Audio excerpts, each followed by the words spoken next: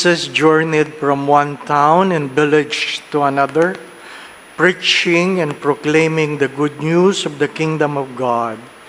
Accompanying him were the 12 and some women who had been cured of evil spirits and infirmities.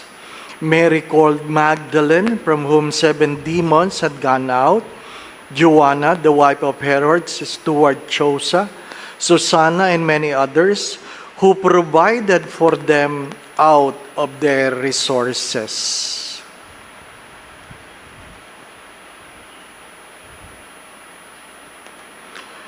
My dear friends, the Gospel of the Lord. Praise to you, Lord Jesus Christ.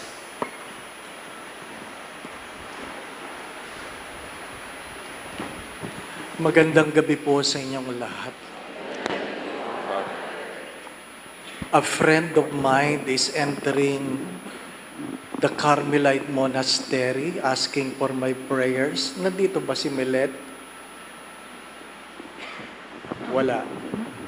O nagtatago? Ha? Ano po? She is asking for prayers and I wanted to do it in public sana. Ano po? Baka nahiya na. Sister in the Holy Face. Yung madre sa likod niyo, Holy Face. Ano po?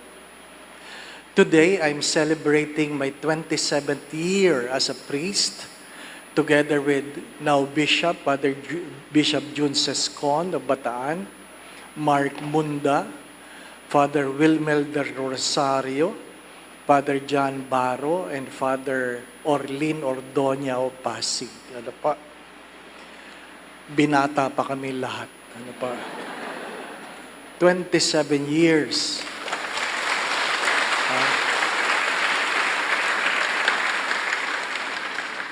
This year, I also celebrated my 63rd birthday last January. And this year, just 2 days ago, is my 3rd year after my stroke. Ano po? After my stroke. So, kailan ba simula ng birthday? Nung pinanganak o nakabangon after the stroke? Ano po? So much to thank for. So much to be grateful for. Ano po? The first reading reminds us of what? Your wealth will never follow you in your grave. Hindi masamang yumaman, pero huwag niyong kakalimutan na lahat ng yan ay iiwanan ninyo. Ano po? Pati yung mga korap, iiwanan nila yan. Ano po? So, baka akala nila, madadala nila. Ano mo? You have to remind yourself and to constantly remind yourself that we came in this world with nothing and we will leave this world with nothing. Pagka minsan nakakalimutan natin yon. Ano po mga reflections ko? Now, I'm assigned in Greenbelt, where you all know, priests assigned in mall chapels don't have a residence. Wala kami tirahan dito. Ano po? So, nakikitira kami. Ako, si Father Reggie, si Father Jenny, si Monsignor Nolique, nakikitira kami lahat sa seminaryo. Araw-araw kami nagbiyahe. Ano po? Ano po ang pinagkaiba noon na kayo ay nasa parokya at nasa chapel katulad ng nasa mall? Unang-una, pag ikaw ay nasa parokya at ikaw ay nagutom, malapit lang ang kusina. Ano po? Dito, pag nagutom ka, walang kusina, bubunot ka. Ano po? Bubunot ka. Magbabayad ka. Walang libre. Buti na lang marami ng bawal sa akin. So, hindi ko kailangan kumain ng kumain. Ano po? Second, I guess the older ones would recognize this. And because you are not residing in your own convent, nakikitara ka, kung ano man ang gagawin mo, magpapaalam ka. Ano po? Magpapaalam ka. Kanina, nagmisa ako sa seminaryo, nagpapaalam ako sa rektor. Pwede po ba akong magmisa? Ano po ba? Ha? Pwede po ba akong maghanda ng konti para sa aking mga bisita? Ano po? Magpapaalam ka. Ano po? Yung aming rektor ay dati kong estudyante na dating siya ang nagpapaalam sa akin. Ano po? Ngayon, ako na nagpapaalam. Dito sa Greenbelt, pag gusto mo maghanda, magpapaalam ka pa rin. Magpapaalam ka sa mall, di ba? Kung maglalagay ka ng tent, magpapaalam ka. Kung magpapakain ka, magpapaalam ka. Ano? Ang daming paalam. Ang daming paalam. Ha? Kaya, well, hindi naman ako nagrereklamo. Sinasabi ko lang na maraming paalam. Pero ano pong reflection ko? Nung tayo'y mga bata, nagpapaalam tayo sa mga magulang natin. Di po ba, ano? I guess nagpapaalam kayo. Ha? You ask permission. You ask permission from your parents. And your parents would always check on you. Your parents would even dictate what you will eat, what you will wear. Di po ba, ano? Magulang mo, ay, huwag mo suotin yan. Ha? Huwag mo kainin yan. Kainin mo yan. Di po ba, ano? Tapos, dumating yung edad na hindi ka na nagpapaalam. Di po ba, ano? Kinakain mo na ang gusto mo, nakakaalis ka na ng gusto mo, wala ka nang pinapaalaman. Pero pagkatapos nun, darating ang panahon, pag matanda ka na, magpapaalam ka ulit. Yung mga matatanda dito, napansin niyo ba yun? Nagpapaalam na kayo sa mga anak ninyo. Ha? Pag umalis kayo ng walang paalam, sasabihin sa inyo, saan na naman kayo galing? Umalis na naman kayo ng walang paalam. Di po ba? Ano? Ha? Ikaw na pagkakain ka, sasabihin na ng anak mo, huwag mo kainin yan. Yan ang kainin mo. Di ba na? Nararamdaman mo na yung inis, di po ba na? Ha? Kasi gusto mong kainin yan. Ha? Hindi mo makain kasi may nagbabantay, di po ba na? Pag may taba, isusubo mo kaagad para hindi makita, di po ba na? Nasaan yung taba? Mayroon ba? Di ba na? The cycle of life. The cycle of life. Every priest knows this. Time will come, somebody will dress you, and somebody will bring you where you don't want to go. Buhay namin mga pari yan. Pero buhay natin bilang tao, na umiikot tayo sa isang cycle, na tayo nagpapaalam, tayo inaakay, tayong mga akay, pagtanda natin, aakayin ulit tayo. Di ba ba, no? O aakayin ulit tayo. Darating kayo doon. Kung wala pa, huwag kayong mag-alala. Darating kayo doon. Ano po? Ha? Nung ikaw ay bata, wala kang alam. Tatanda ka, alam mo lahat. Pag senior ka na, lahat ng alam mo na, kalimutan mo na. Wala ka na uling alam. Hindi pa ba? No? Wala ka na uling alam. Sabi nga ng isang monsignor, sabi niya, as I grow older, I begin to realize, less I know. Less I know. Konti na lang ang aking nalalaman. Hindi dahil hindi niya nalaman yon. Konti na lang dahil nakalimutan na niya ang iba. The invitation to accept. The invitation to accept. Regardless of your status, accomplishment, name it, at the end, all of these things will be forgotten. Pag nag-retire ka na, di ba? Dati ikaw ang amo dyan. Ikaw ang amo sa opisina mo, lahat nagpapaalam.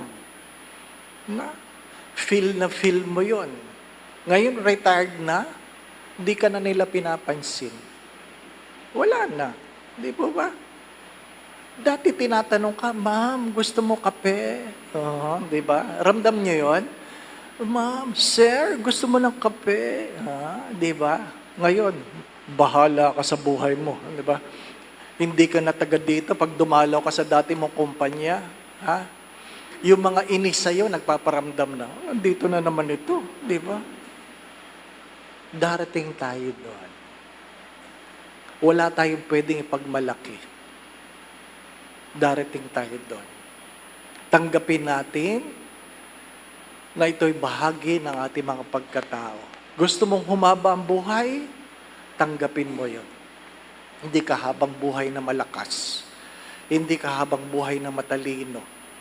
Hindi ka habang buhay na ikaw ang may kapangyarihan. Hindi. Di ba, Ni yung kulay ng buhok mo, hindi mo makontrol. Di po ba, Puti na naman. Di ba? Kakukulay ko lang, puti na naman. Di ba, Oo. Pero, sabi na nga ng mga apo, di ba? What I like about Lolo and Lola is that they can sing while brushing their teeth. Di ba, Dumating ang araw, pag matanda ka na, kaya mong, mag-toothbrush habang kumakanta, di ba? Di ba? Huwag mo lang ihuhulog, di ba ba, Sabi nga sa isang restaurant, sabi, wow, ang sweet nila. Si Lola lang ang kumakain habang si Lolo ay nanonood. Wow! Sana gusto ko rin pagtanda namin mag-asawa, ganyan kami. Pinapanood ako ng asawa ko habang kumakain. Di ba? Pagkatapos kumain ni Lola, tumayo, nagpunta sa CR. Tapos, binigay kay Lolo yung postiso. Siya naman, kaya pala hindi pwedeng sabay, hiraman pala, hindi po ba, at least kasukat, di po ba, At least kasukat. Well, I'm sharing this to you because who knows? Who knows? Can you really know? Nobody knows. Nobody knows. Nagbigay ako ng retreat sa mga pari. Tinitingnan ko isang obispo. Di ba? Naka-wheelchair na lang. Wala na. Ano na lang pinagkaiba ng obispo sa ordinaryong pari? Pag nakamisa, yung isa, nakaupo, may pula na lang skull cap. Pero, wala rin, di po ba? Wala rin. Anuhin mo yung sing-sing mo. Diba? Wala din. Lilipas tayo. What have I learned from Padre Pio? First, again, from Padre Pio. Accept that sickness is part of life. Sickness is part of life. Bakit ko naintindihan yon? Kasi kung hindi niya tanggap na ang karamdaman ay bahagi ng buhay, hindi siya magpapagawa ng hospital. Sa San Giovanni Rotondo, ang pinakamalaking hospital na mayroong pinakamaraming specialist. Kahit nagmimilagro si Padre Pio, tanggap niya na ang karamdaman ay bahagi ng buhay. Hindi yung tungkol sa kasalanan. Sadyang pag ikaw ay tumatanda, tanggapin mo na ikaw ay magkakasakit. Huwag kayong puro pa pray over. Father, pray over mo naman ako. Father, ganito. Nagpunta ka ba sa doktor? Hindi po. Pray over. Hindi, punta ka sa doktor. Paliguan mo kita ng holy water. Hindi ka gagaling kung kailangan mong uminom ng gamot. Di po ba? Sickness is part of life. Second, How I wish that we can be like Padre Pio who knows when we are going to die. Diba? Pero gusto niyo ba yon? Alam niyo kung kailan kayo mamamatay? Diba? Alam niya kung kailan siya mamamatay. Kaya nagpahukay na siya. Diba? Siya mismo nagpahukay ng kanyang libingan. Diba? Oo. Kung feel nyo na, ano sabi ko sa inyo? Mag-practice kayo, di ba? Magbihis kayo sa gabi. Oo, bihis kayo. Feeling nyo, hindi na kayo magigising, di ba? Ano? Pag tinanong ka ng asawa mo, ba't ka nagbihis? Practice. Di ba? Oh, at least yun lang. Kay Padre Pio, siya mismo nagsabi, laliman ang hukay. Hindi pa ba, ano? True enough, on the third day, he died. He died. Hindi ko lang alam kung humiga siya sa kabawang niya para maramdaman niya kung anong pakiramdam. Hindi. Ha? He died. Everybody will die. We venerate the saints not because we want healing, but accept that we can be or we will be sick in the future. Be grateful. Padre Pio taught us that sickness can be a way of participating in the suffering of Christ. Sickness. Why I'm sharing this to you? Because you all know, when I had my stroke, even though I cannot move my fingers, all I know, I have a rosary in my hands. I prayed the rosary without moving the beads. I prayed. And I pray, the only prayer is stay with me, Lord. Stay with me, Lord. I do not know up to when. I do not know if I will rise again. But that's why that prayer is very personal. Have I memorized it? No. The only word I have memorized is stay with me, Lord. Paulit-ulit. Stay with me, Lord. Stay with me. At least you know that God is with you. You do not know the will of God, whether I will rise up again. No. Stay with me, Lord. And who would believe at that time that the next day I will recover all my strength? Kaya nga ang milagro ay hindi yung ako ay bumangon. Ang milagro ay ang doktor na hindi na nagsisimba, nagsimba ulit. Yun ang milagro. Sabi ng kaibigan ko, doktor, alam mo ba, si Dr. nagsimba. Sabi ko, bakit? Hindi na nagsisimba yun. Yun ang milagro. Hindi ako ang milagro. Ano po? Bagamat nasabi ko, siya naman palang kailangan magkaroon ng milagro. Sana siya na lang ang na-stroke. Di ba ba? Di ba?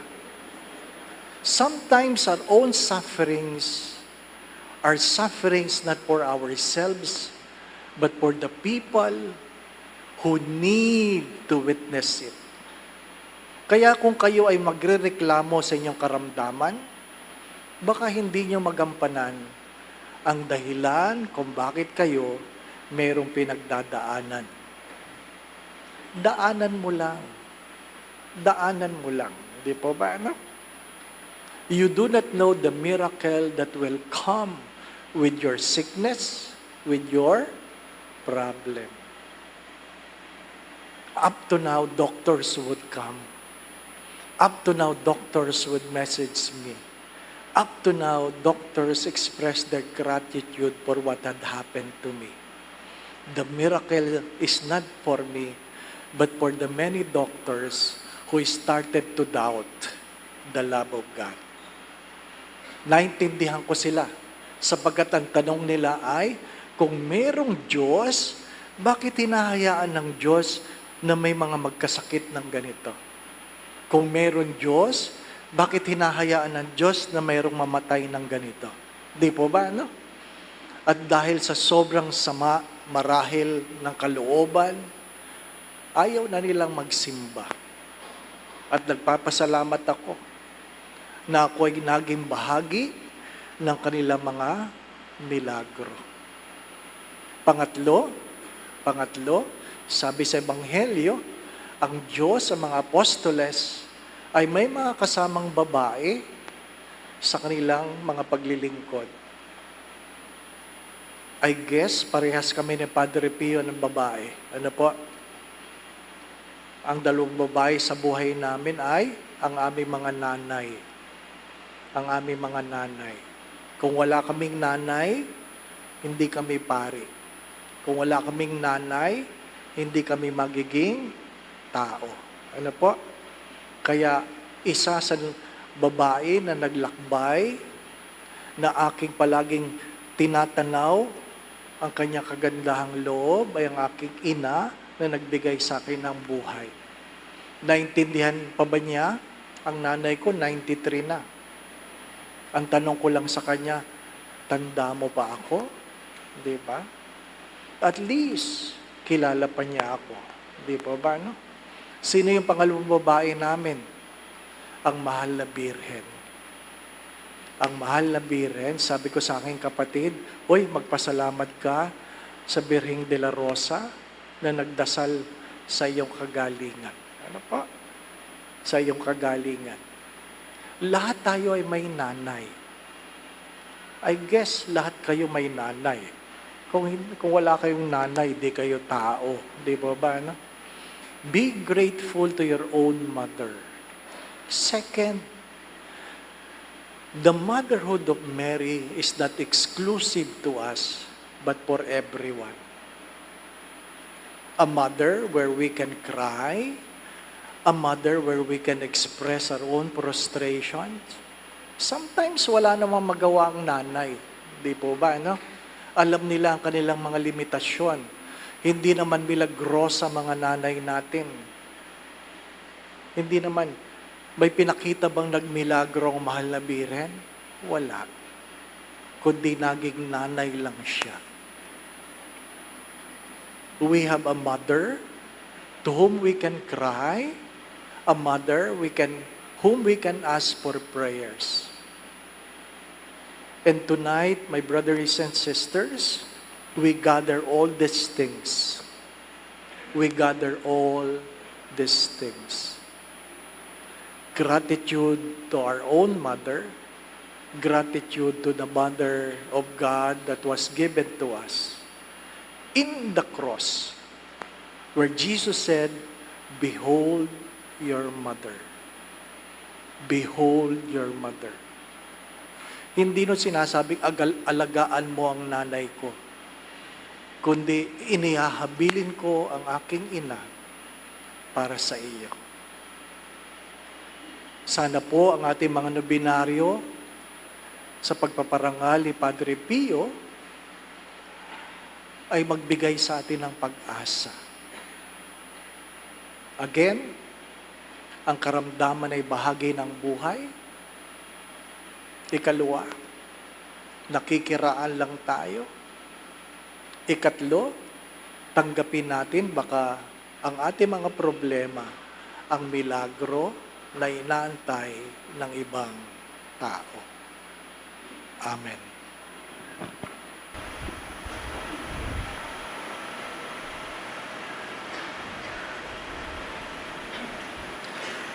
Let us all rise and bring to God our prayers and petitions.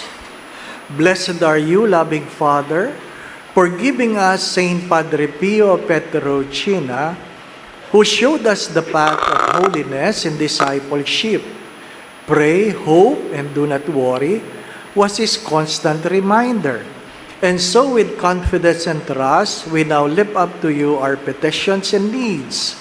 And let our response be, "Gracious God, hear us." Gracious God, hear us. Father, you gave us Saint Pio of Pietrelcina, zealous pastor of the Church. We pray for our church leaders that they may discern the signs of the times and respond with pastoral charity to build up God's people. We also pray for more priestly and religious vocations in the Church. Let us pray. Gracious God, hear us. Father, you gave us Saint Pio of Pietrelcina, sentinel of righteousness and peace. We pray for our government leaders that they may truly serve the common good with integrity and selflessness, and that the poor and neglected be always in their minds. Let us pray. Gracious God, hear us. Father, you gave us Saint Pio of Pietrelcina, healer of soul and body. We pray that our society may always recognize the primacy and beauty of life, assist the sick and suffering, and together we may build a civilization of life and love. Let us pray. Gracious God, hear us. Father, you gave us Saint Pio of Pietrelcina, apostle of mercy and penance. We pray for all those in need of conversion and peace, those seeking guidance and direction, and those who need to return to the Lord's forgiving embrace, especially through the sacrament of confession. Let us pray. Gracious God, hear us. Father, you gave us Saint Pio of Pietrelcina, an inspiration to those who bear the cross of Christ.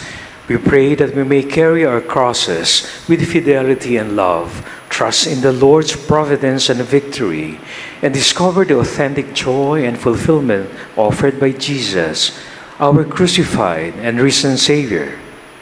Let us pray. Gracious God, hear us. Let us now entrust to the Lord our needs and intentions.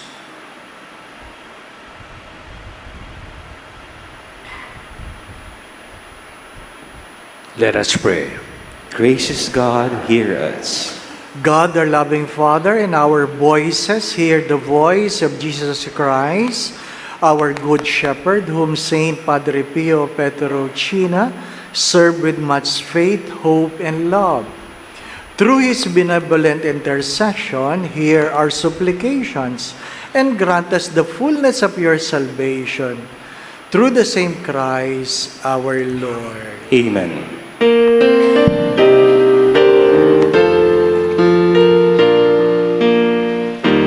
Handog namin sa iyo, Ama, ang tinapay at alak na ito. Handog ng bayang umaasa, sumasamba at nagmamahal sa'yo.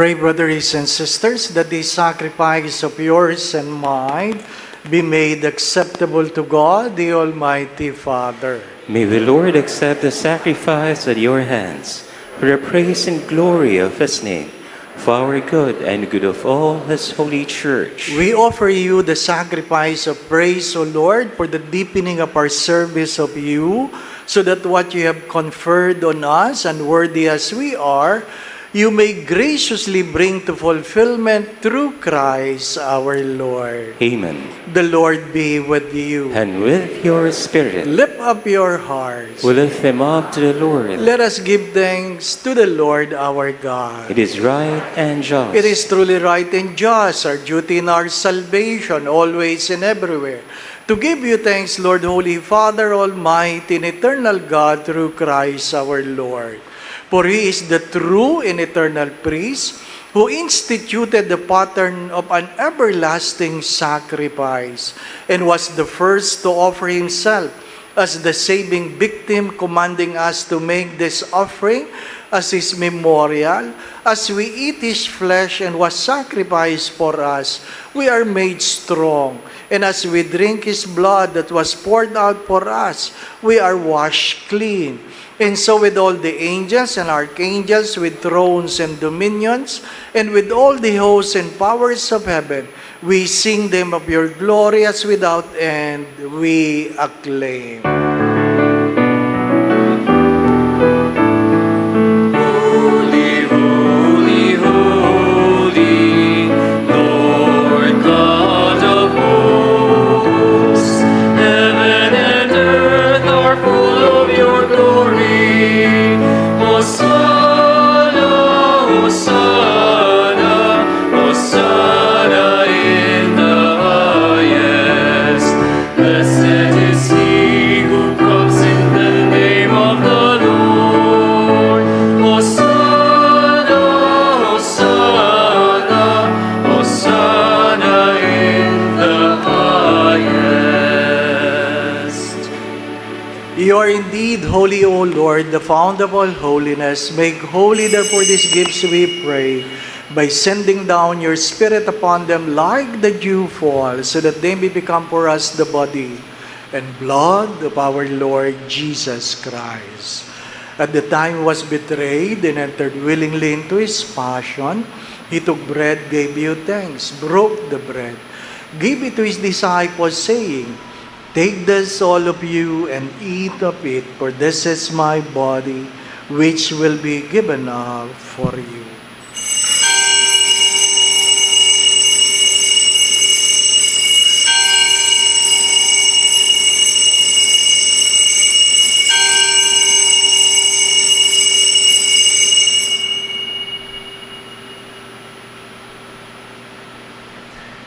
In a similar way, when supper was ended, he took the chalice and once more gave you thanks. Gave the chalice to his disciples, saying, "Take this, all of you, and drink from it. For this is the chalice of my blood, the blood of the new and eternal covenant, which will be poured out for you and for many for the forgiveness of sins. Do this in memory of me."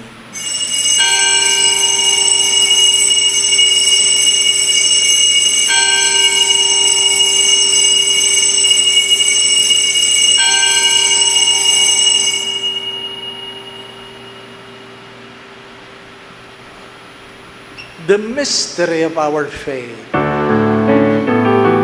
We proclaim your death, O Lord, and profess your resurrection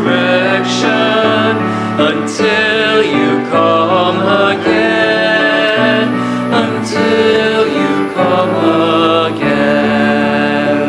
Therefore, as we celebrate the memorial of his death and resurrection, we offer you, Lord, the bread of life and the chalice of salvation, giving thanks that you have held us worthy to be in your presence and minister to you. Humbly we pray that partaking of the body and blood of Christ, we may be gathered into one by the Holy Spirit. Remember, Lord, your church is spread throughout the world, and bring her to the fullness of charity, together with Leo our Pope, Jose our Bishop, all the bishops, and all the clergy. Father, please hear the prayers of your children gathered here before your holy presence. Let's spend a few moments of silence. And I invite you, brothers and sisters, that you personally ask the Lord for a special grace you want to receive in this Eucharistic celebration. Ask the Lord. If you are sick, ask the Lord for healing.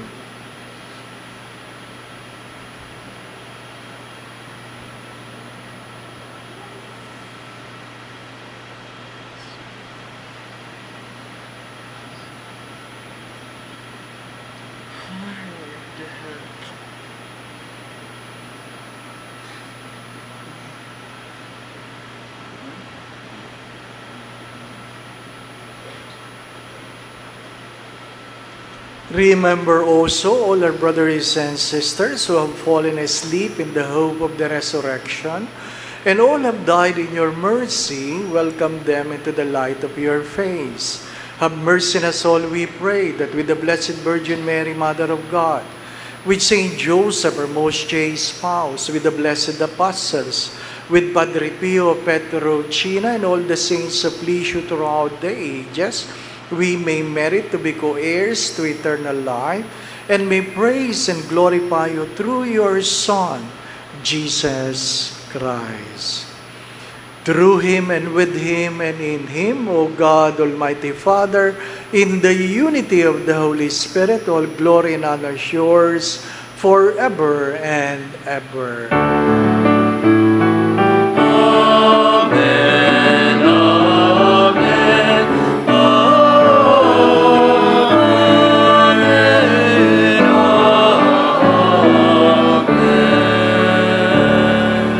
Gathering all our prayers into one, let us now pray to the Father in the very words our Lord Jesus Christ taught us. Our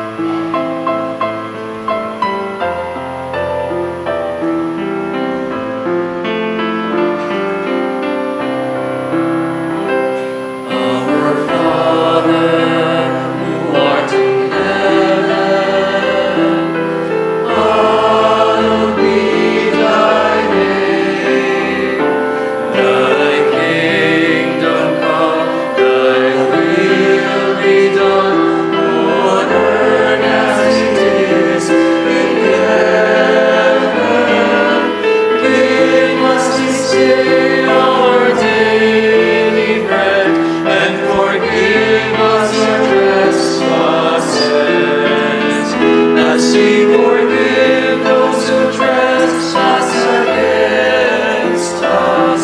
And lead us not into temptation,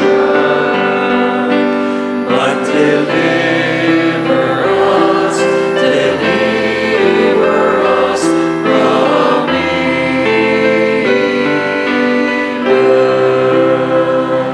Deliver us, Lord, we pray, from every evil. Graciously grant peace in our days, that by the help of your mercy, we may be always free from sin and safe from all unnecessary worries and distress, as we await the blessed hope in the coming of our Savior, Jesus Christ. For the kingdom, the power, and the glory are yours now and forever.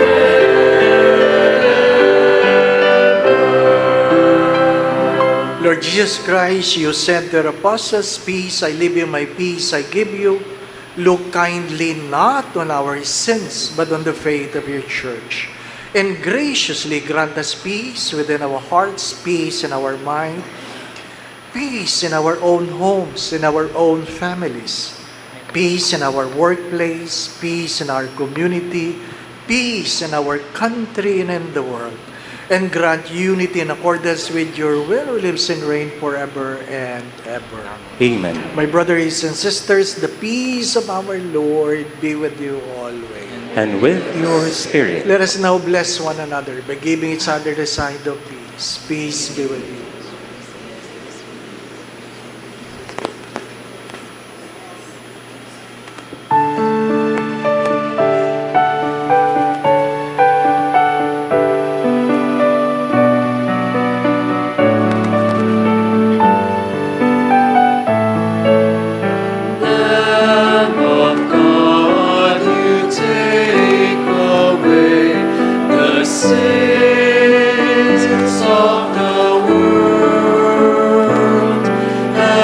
mercy on us.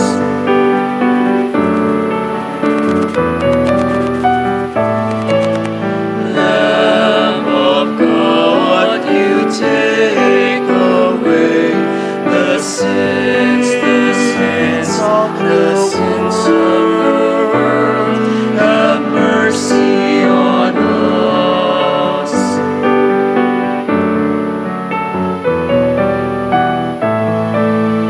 Lamb of God, you take away the sins of the world.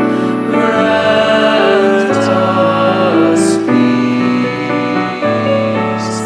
Grant us peace.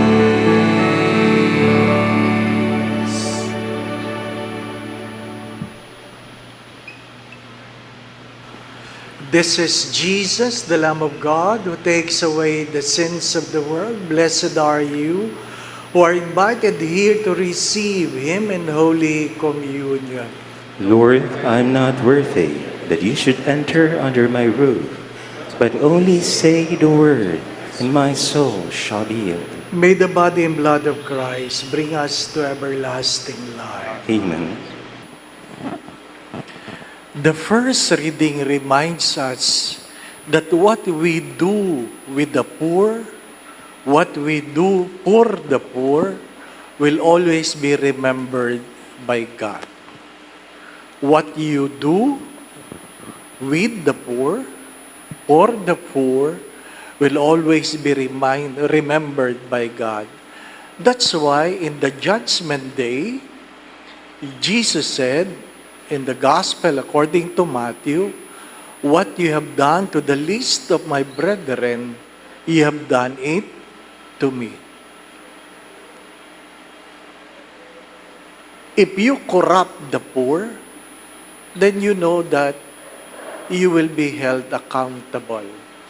The late Pope Francis have said this, corruption is always paid by the poor. Corruption is always paid by the poor. The late Father Intengan would always value education more than anything else in the program of the country, because if you have an educated people, you have people at least critical on what is happening around him. At least marunong mag-isip. But some people said, but Father, yung mga corrupt, graduate yan ng Catholic school. Hindi po ba, ano? Kaya nga, in one of the forums, sabi, meron bang pagkukulang ang Catholic school? Ang sagot ko dyan ay, when Judas betrayed Jesus, being the best teacher, name it, was it the fault of Jesus that Judas betrayed him? The answer is no. It was the choice of Judas. Because we were given the freedom to make a choice. Ang itinuturo ay paano ka mag-isip. Pero kung anong iisipin, ikaw yun. Ikaw yun. Kaya nga, ang second reading ay nagpapaalala that you should always be praying, not only for yourselves, but for the people who has given the authority to rule. Do not forget this, my brothers and sisters, that not all good things are done for good reasons. Hindi lahat ng mabuti, tama ang dahilan. Huwag niyong kakalimutan yan. Hindi lahat ng mabuti, tama ang dahilan. Kaya, hindi lahat ng namimigay, tama ang dahilan. Hindi lahat ng nahihingan, tama ang dahilan. Dapat ikaw ay mapanuri. mapanuri. Ano ang meron sa Ebanghelyo? Anong meron? Pinapaalala doon, ang alin? Ang talagang ugat ng korupsyon ay ang pagmamahal sa pera. Hindi masama ang pera. Pero pag ginawa mo ng Diyos ang pera, doon ka na merong problema. Money is a good servant, but money is a bad master. Mahirap mabuhay ng walang pera. Aminin niyo, kahit ang simbahan hindi mabubuhay ng walang pera. How I wish, pag naningil ang Meralco, pwede kong i-pre-over ang kolektor. Di ba ba? No? How I wish. Di ba? Pag naningil ang telepono, ang tubig. Di ba? Hindi. You need money. You need money. Kailangan mo ng pera. Pero bakit umunlad ang corruption? Why do corruption thrive? One simple answer. When people become dishonest, corruption thrive. So, ano sabi ng butihing obispo ng Antipolo, si Bishop Ruperto Santos? Make your voices thunder, but keep your hands clean. Make your voices thunder, but keep your hands clean. Bakit? Madali lang kasi sumigaw. Pero pag sinuri din ang buhay ng sumisigaw, parehas lang. September 21, anibersaryo ng martial law. Di po ba, ano? Yung iba sa inyo, hindi na naintindihan yan. Hindi na inabot. Kami ang inabot niyan. Ano po? Kami ang inabot niyan.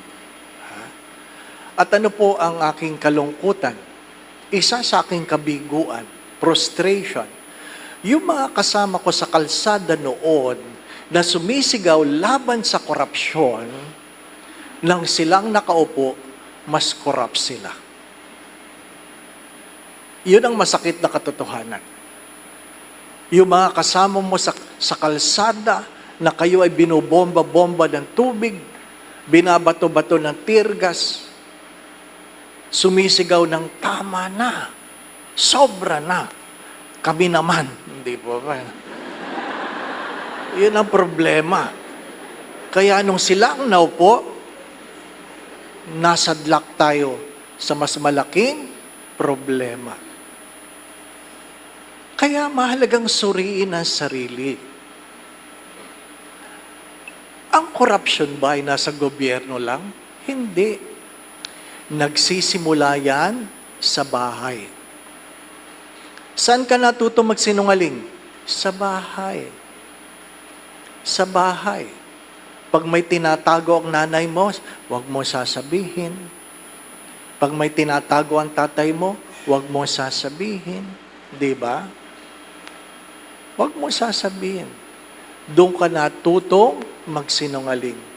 Sino nakakita? Wala po. Di po ba, ano? Nagsimula yan sa bahay. Magandang itanong, hindi ba ako korap? Pag tinatanong mo ang marami, sino ang senior citizen dito? Hindi tumataas ang kamay.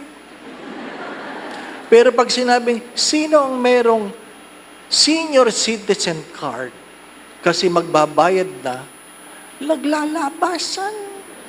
Sayang ang 20%. Bakit hindi lahat tinatanggap ang ID ng PWD? Bakit? Kasi merong nandaya. Nandaya. Kahit walang sakit, nag-imbento na sakit. Ha? Nakita ko nga eh. PWD ka? Opo, Father. Ano sakit mo? Mental disorder. Ha? Mabuti may trabaho ka. Kahit ano na lang ang mailagay. Sayang ang 20%. Di ba? Bakit merong fixers? Kasi ayaw pumila. Naghahanap ng masusuhulan.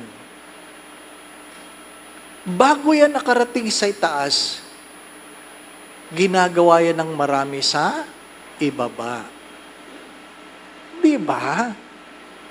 Kaya nga, suriin natin. Marami sa atin hang hindi nakakapagsalita kasi may pula. Marami sa atin hang hindi nakakapagsalita kasi may pula. The invitation is not to throw stones, but to look into ourselves. Wala ba akong kinalaman? Wala ba akong pagkukulang? As many times you have heard this, for an evil man to triumph is for a good man to do nothing. By Edmund Burke. For an evil man to triumph is for a good man to do nothing. Sa kalsada natin, pangkaraniwan yan. Hindi tayo nagbabago. Kung alin yung lugar na bawal magtapon ng basura, nandun ang basura. Kung saan mayroon nakalagay, bawal umihi dito, yun ang pinakamapalot na lugar. Di po ba, ano? Kasi tayo-tayong may problema. Kaya pag nakakitang, do not touch wet paint. Ano gagawin? Ay, basa nga.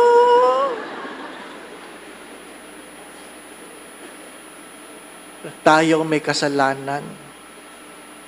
Ngayon, yung mga nepo babies, no?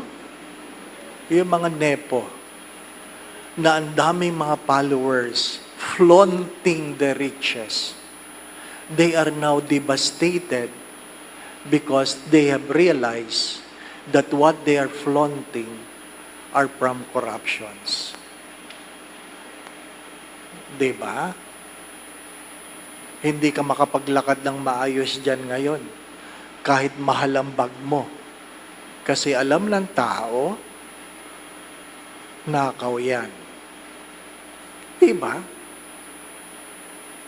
Mga minamahal na mga kapatid, umaamin ba tayo? Ano sabi ni San Ignacio ng Loyola? Dalawang uri ng tao na nagkakasala. Yung isa ay nahihiya, yung isa ay guilty. Shame is the true character of a Christian. Ano yung shame? Nahihiya ka kahit walang nakakaalam na meron kang ginawang kasalanan. Ano yung isa? Guilty lang. Bakit guilty? Guilty lang dahil nahuli. Kung hindi nahuli, hindi magiging guilty. Alin tayo sa dalawang ito? May hiya pa ba tayo pag tayo ay mayroong pagkakasala? Di po ba, no? Pangkaraniwan sa atin. Hinuhuli ng pulis. Pinapara. Ano naman, ba't pumasok ka naman dyan sa one way? Hindi mo ba alam na one way yan? Nakalagay doon sa bungad, one way, no entry. Ano sabi ng driver? Alam ko po. Hindi mo ba nakita yung sign? Nakita ko po. Ba't ka pa rin pumasok? Hindi ko po kayo nakita. Bakit? Kung lulusot, lulusot. Mga minamahal na mga kapatid, doon sa tanong, konti lang ba makakapasok sa pinto ng langit? That's irrelevant question. Kahit marami makakapasok, kung hindi ka kasali, malungkot ka. Kahit konti lang makakapasok, kung makakapasok ka, masaya ka. We don't have the luxury of time. I urge the youth, huwag niyong hayaan na ang inyong bukas ay nakawin ng mga korap. Can you imagine the people in Bulacan? They were made to believe that the flood in their land is a natural calamity. Since when? Since 2016. At palagi ka ng basa ang paa. Palagi ka ng binabaha. Paulit-ulit na lang. Kaya naniwala ka na yan talaga ay kalamidad. Mabuti lang nagtuloy-tuloy ang bagyo. At nabuko. Can you imagine? Nagsasakripisyo ka simula ng 2016. Yung pala, noon pa lang, pinagnanakawan ka na. Anong malungkot na kwento? Anong malungkot na katotohanan na kaming mga pari ay aming pinag-uusapan na dapat bahagi ang simbahan sa malaking pagbabago at pagsisisi. Sa anong pamamaraan, Father? Kasi ang mga korap, kinuha mong hermano, hermana sa piyesta. Iyon ang malaking kasalanan.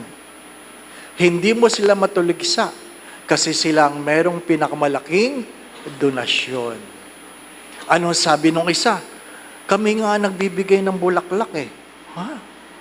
Kaya tinatanong ko dito sa Greenbelt, sino nagbigay nito? Ha? Baka galing sa korap yan. Hindi, si Cora po ang gumagawa niyan.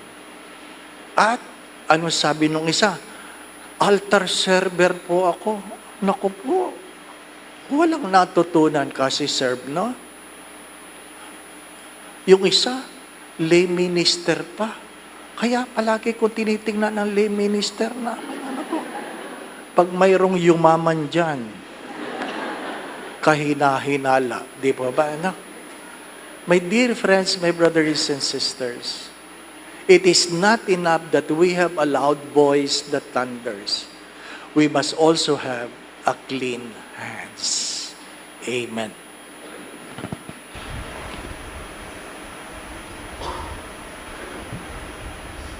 Let us now profess our faith.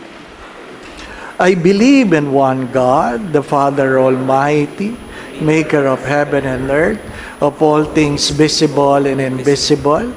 I believe in one Lord Jesus Christ, the only begotten Son of God, born of the Father before all ages, God from God, light from light, true God from true God, begotten not made, consubstantial with the Father. Through Him all things were made. For us men and for our salvation, He came down from heaven, and by the Holy Spirit was incarnate of the Virgin Mary and became man. For our sake He was crucified under Pontius Pilate. He suffered death and was buried, and rose again on the third day in accordance with the Scriptures. He ascended to heaven, and is seated at the right hand of the Father.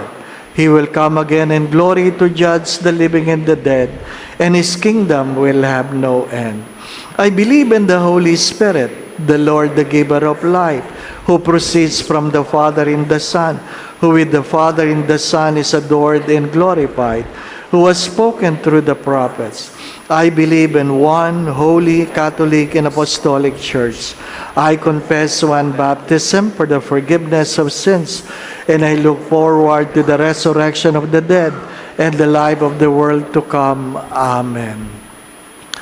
My dear brothers and sisters, blessed is the God for giving us Saint Padre Pio Petrocina, who showed us the path of holiness and discipleship. Pray, hope, and do not worry was his constant reminder. And so with confidence and trust, we now lift up to God our petitions, and let our response be, Gracious God, hear us. Gracious God, hear us. Father, you gave us Saint Pio of Petrocina, zealous pastor of the church. We pray for our church leaders that they may discern the signs of the times and respond with pastoral charity to build up God's people. We also pray for more priestly and religious vocations in the church. Let us pray. Gracious God, hear us. Father, you gave us St. Pio of Pietrelcina, sentinel of righteousness and peace.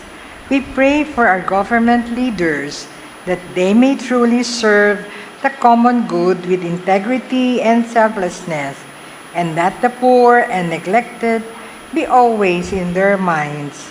Let us pray. Gracious God, hear us. Father, you gave us St. Pio of Pietrelcina, healer of soul and body. We pray that our society may always recognize the primacy and beauty of life, assist the sick and suffering, and together we may build a civilization of life and love. Let us pray. Gracious God, hear us. Father, you gave us St. Pio of Pietrelcina, apostle of mercy and penance. We pray for all those in need of conversion and peace, those seeking guidance and direction, and those who need to return to the Lord's forgiving embrace, especially through the sacrament of confession. Let us pray. Gracious God, hear us. Father, you gave us St. Pio of Pietrelcina, an inspiration to those who bear the cross of Christ. We pray that we may carry our crosses with fidelity and love, trust in the Lord's providence and victory, and discover the authentic joy and fulfillment offered by Jesus, our crucified and risen Savior. Let us pray. Gracious God, hear us. Let us now entrust to the Lord our needs and intentions.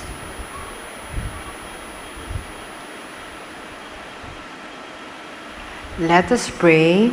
Gracious God, hear us. God, our loving Father, in our voices, hear the voice of Jesus Christ, our Good Shepherd, whom Saint Padre Pio Pietrelcina served with much faith, hope, and love. Through his benevolent intercession, hear our supplications and grant us the fullness of your salvation through Christ our Lord. Amen.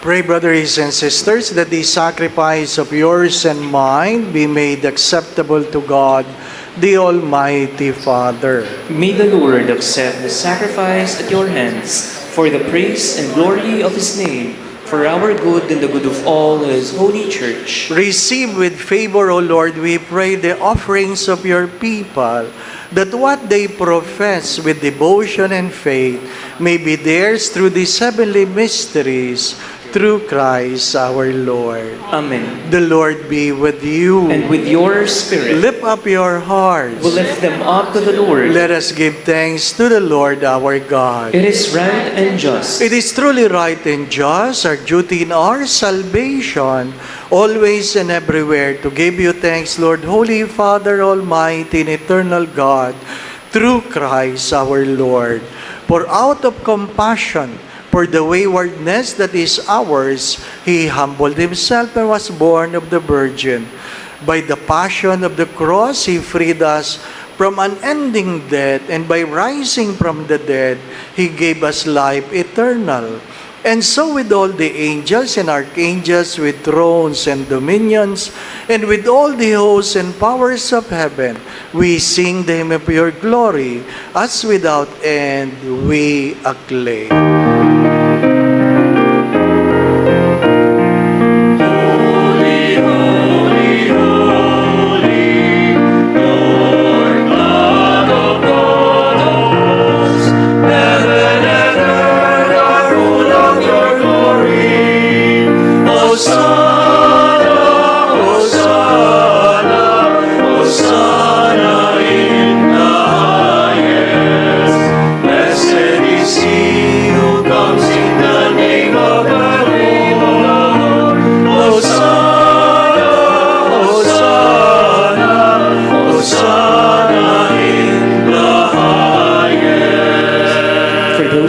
Kneel, please remain standing and put your right hand on your chest as a sign of reverence. You are indeed holy, O Lord, the fount of all holiness. Make holy, therefore, these gifts, we pray, by sending down your Spirit upon them like the dew fall, so that they may become for us the body and blood of our Lord Jesus Christ. At the time He was betrayed and entered willingly into His passion, He took bread, gave you thanks, broke the bread, gave it to His disciples, saying, "Take this, all of you, and eat of it. For this is my body, which will be given up for you."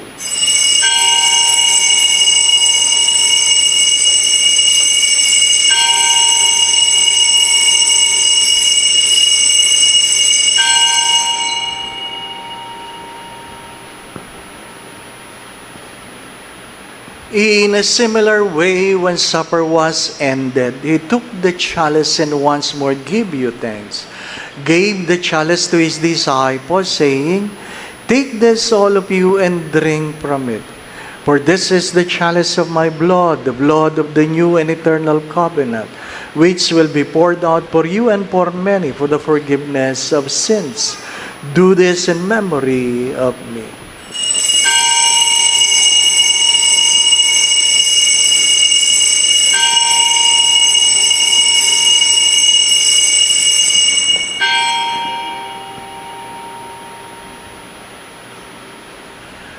The mystery of our faith.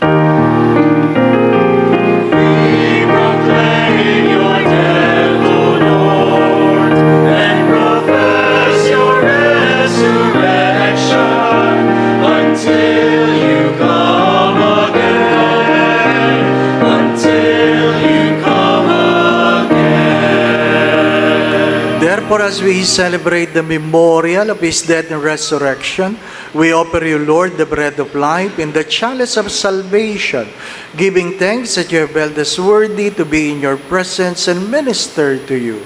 Humbly we pray that partaking of the body and blood of Christ, we may be gathered into one by the Holy Spirit.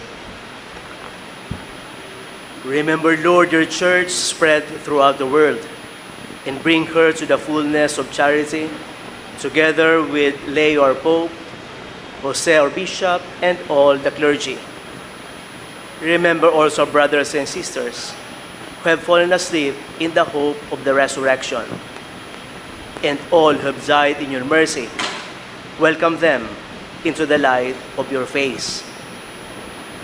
Have mercy on us all, we pray, that with the Blessed Virgin Mary, Mother of God, with the Blessed Joseph, her spouse, with the blessed apostles, and all the saints who have pleased you throughout the ages, we merit to be co-heirs to eternal life, and may praise and glorify you through your Son, Jesus Christ.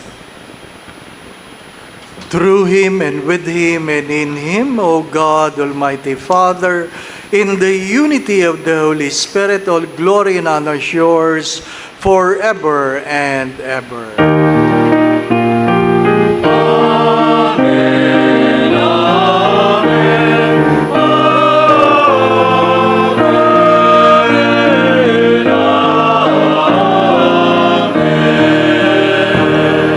Gathering all our prayers into one, let us now pray to the Father in the very words our Lord Jesus Christ taught us.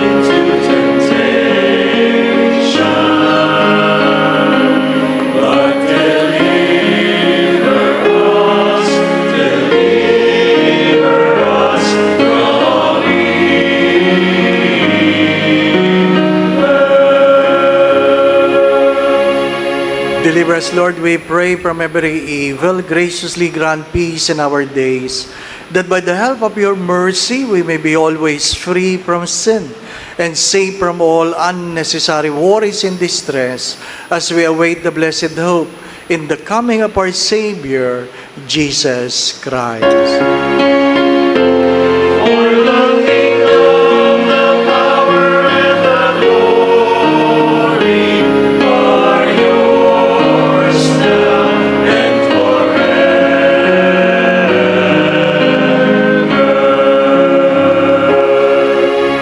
Jesus Christ, you said to your apostles, "Peace I leave you, my peace I give you." Kindly look not on our sins, but on the faith of your church, and graciously grant us peace within our hearts, peace in our mind, peace in our own homes, in our own families, peace in our workplace, peace in our community, peace in our country and in the world. And grant unity in accordance with your will, who lives and reigns forever and ever. Amen. My brothers and sisters, the peace of our Lord be with you always. And with your spirit. Let us now bless one another, by giving each other the sign of peace. Peace be with you.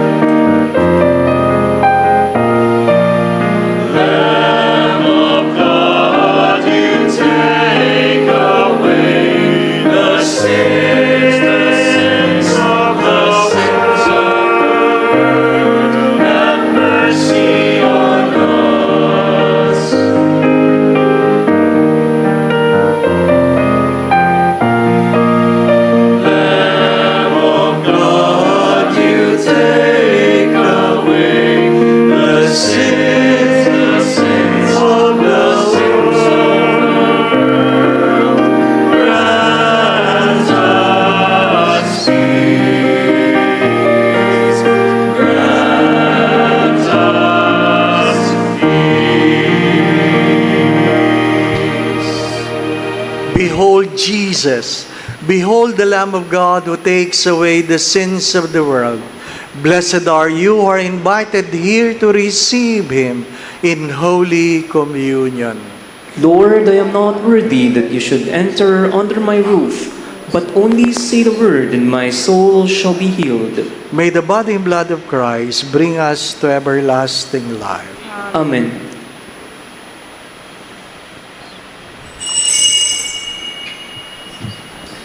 For a solemn reception of communion, we will do it roll by roll. Please follow the guidance of our ushers. For those outside the chapel, extraordinary ministers of Holy Communion will be at the bridges to distribute Holy Communion. Kindly form 2 lines before them. Also, please consume the host immediately after receiving them in front of the... Stay with me, Lord, for it is necessary to have your presence so that I do not forget you.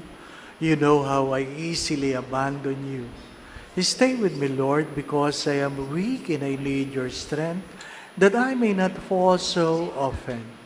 Stay with me, Lord, for you are my life, and without you I am without fervor. Stay with me, Lord, for you are my light, and without you I am in darkness. Stay with me, Lord, to show me your will. Stay with me, Lord, so that I hear your voice and follow you. Stay with me, Lord, for I desire to love you very much and always be in your company. Stay with me, Lord, if you wish me to be faithful to you. Stay with me, Lord, for as poor as my soul is, I want it to be a place of consolation for you, a nest of love. Stay with me, Jesus, for it is getting late and the day is coming to a close, and life passes, death, judgment, eternity approaches. It is necessary to renew my strength so that I will not stop along the way, and for that I need you. It is getting late and death approaches. I fear the darkness, the temptations, the dryness, the cross, the sorrows. Oh, how I need you, my Jesus, in this night of exile. Stay with me tonight, Jesus, in life with all its dangers. I need you. Let me recognize you as your disciples did at the breaking of the bread, so that the Eucharistic communion be the light which disperses the darkness, the force which sustains me, the unique joy of my heart. Stay with me, Lord, because at the hour of my death, I want to remain united to you, if not by communion, at least by grace and love. Stay with me, Jesus. I do not ask for divine consolation, because I do not merit it, but the gift of your presence. Oh yes, I ask this of you. Stay with me, Lord, for it is you alone I look for, your love, your grace, your will, your heart, your spirit, because I love you and ask no other reward, but to love you more and more. With a firm love, I will love you with all my heart while on earth, and continue to love you perfectly during all eternity. Amen. Please stand. Let us pray. Graciously raise up, O Lord, those you have renewed with this sacrament, that we may come to possess your redemption, both in mystery and the manner of our life, through Christ our Lord. Amen. Every third Sunday, we bless the little children. So may we ask the children to come forward so we can pray for you.